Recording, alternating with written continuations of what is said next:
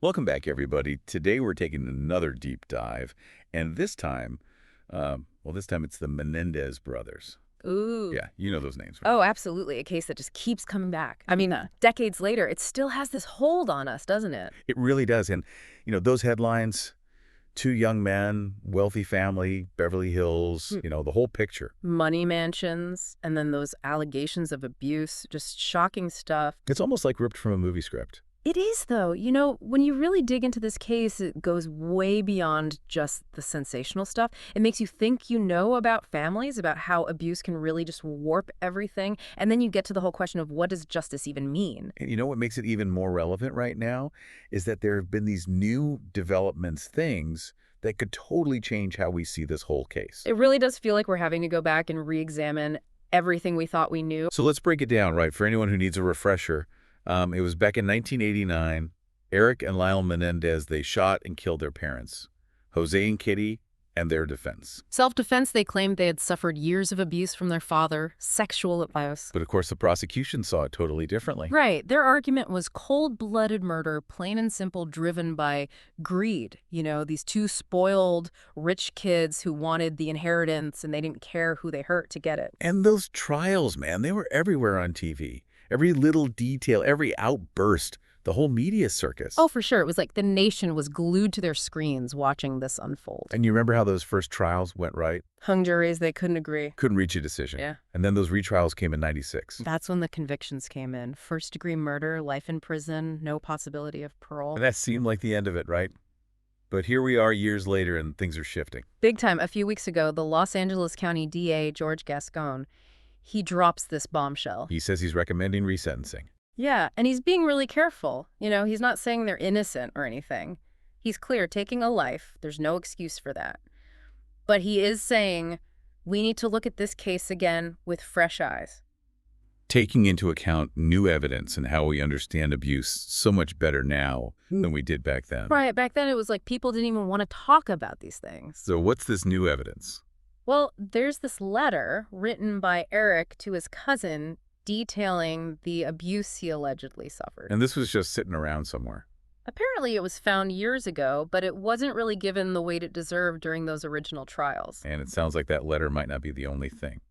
Right, there are whispers, about other potential victims. Oh, wow. Even a member of Menudo, the boy band. Seriously? That's what's being said. And if that's true, it starts to paint a much darker picture of Jose Menendez and what those brothers were living with. And this was back in the late 80s, a very different time.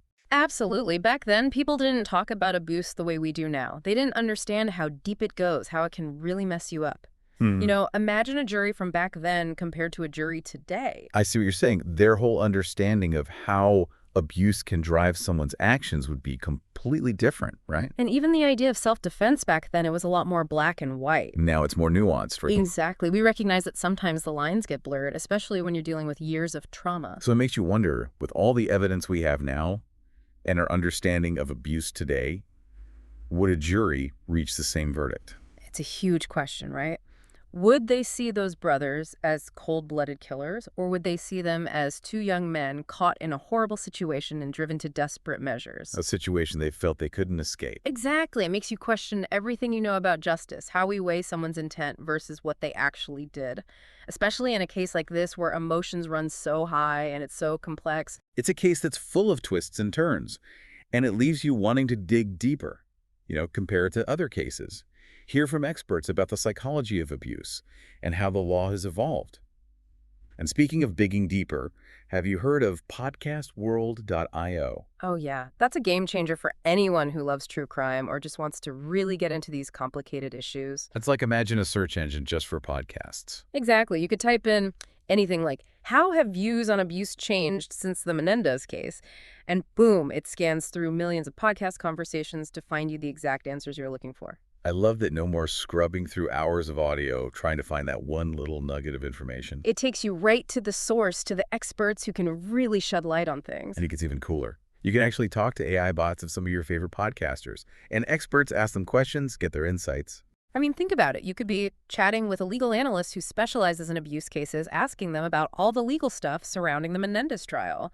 Or you could be talking to a psychologist, getting their take on the long-term impacts of trauma and how that might have played into the brother's actions.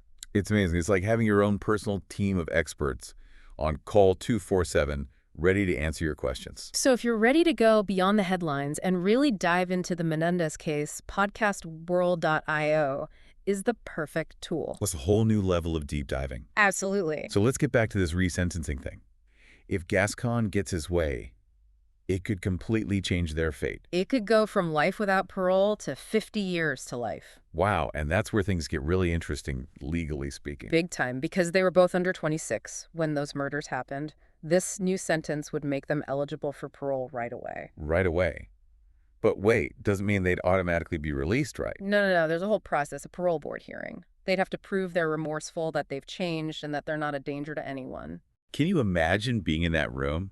The tension, the families on both sides pleading their case, the media going crazy. It would be intense, no doubt about it. The board would go over everything, their behavior, in prison psych evaluations, any signs that they truly get it, and that they've changed. It would be fascinating to hear them speak after all this time.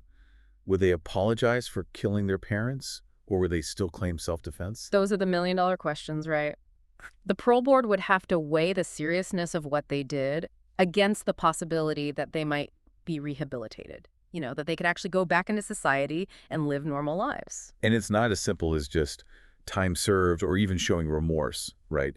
They'd have to convince the board that they're not a threat to public safety. Exactly. It's a tough call. Can someone who committed such a violent act ever really be considered safe? It's a balancing act with huge implications for everyone involved.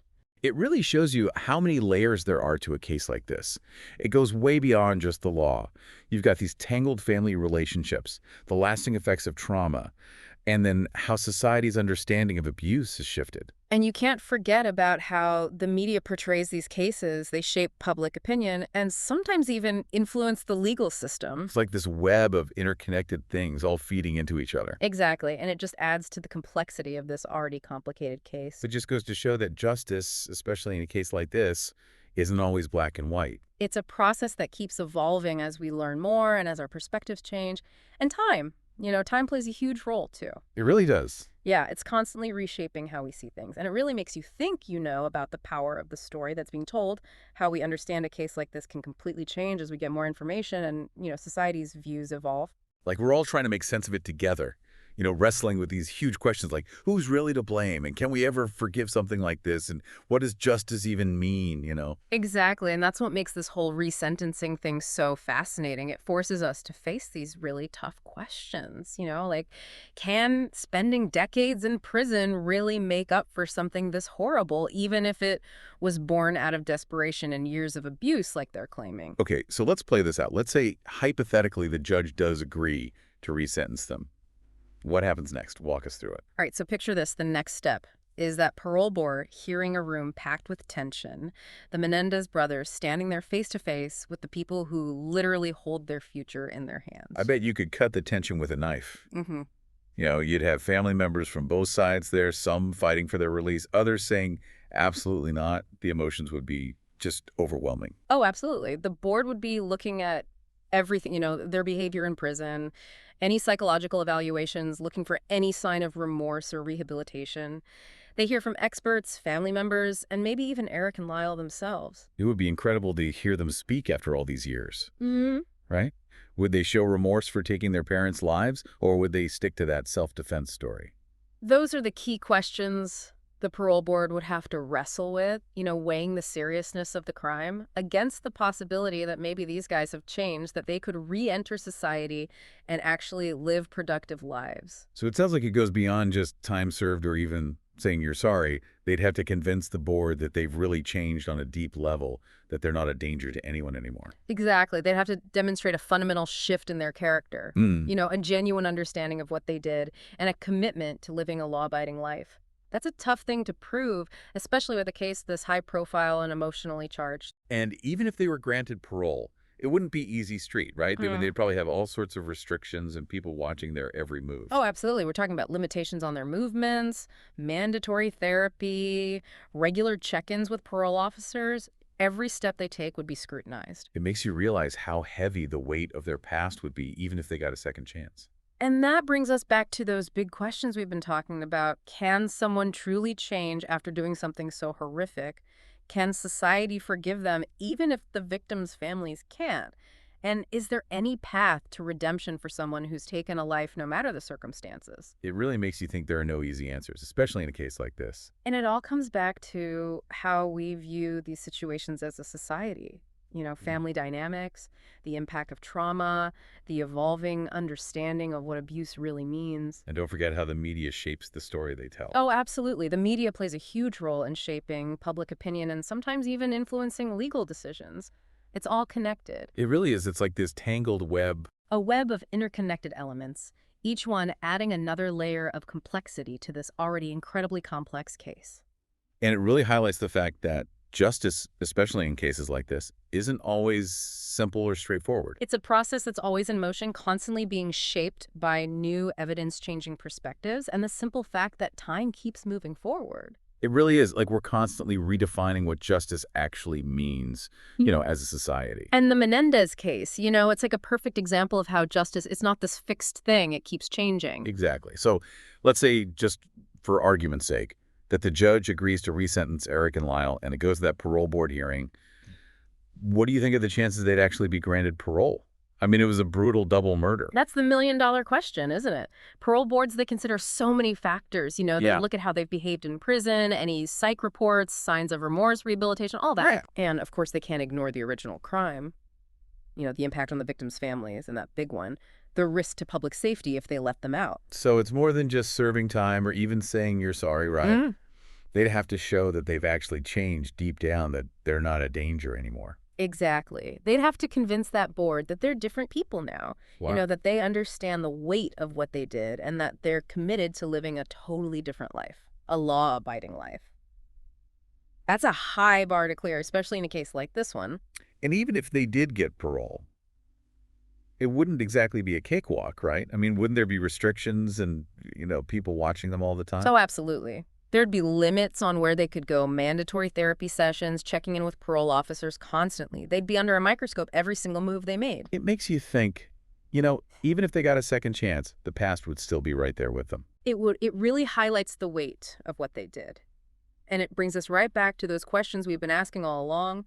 Can someone truly change after something like that? Can society forgive them, even if the victims' families can't? And is there any such thing as redemption when you've taken a life, no matter the reason? Those are questions that really stay with you. There are no easy answers, especially in a case this complicated. It's a case that forces us to look at ourselves and, really examine our beliefs about accountability, forgiveness, and what justice really means. Well, this has been an incredible deep dive into the Menendez case. All the twists and turns, the unanswered questions, and how it's shaped our understanding of crime and punishment and the search for justice. It's a case that makes us confront some really uncomfortable truths, question our assumptions, and have these tough but important conversations about accountability, forgiveness, and the possibility of redemption. And as this story continues to unfold, it's important to remember, every case, every life, it's more than just a headline. It's a story filled with experiences, motivations, consequences. And we have a responsibility to approach these stories with nuance and empathy, with a real commitment to finding the truth. Absolutely. And if this deep dive has left you wanting more, if you're interested in exploring similar cases or delving deeper into the legal system and how our minds work, I really encourage you to check out podcastworld.io. It's a fantastic resource for anyone who wants to go beyond the surface, Yeah. engage with different perspectives, and become a more informed and engaged citizen. Until next time, keep those questions coming, keep searching for those deeper truths, and keep diving deeper.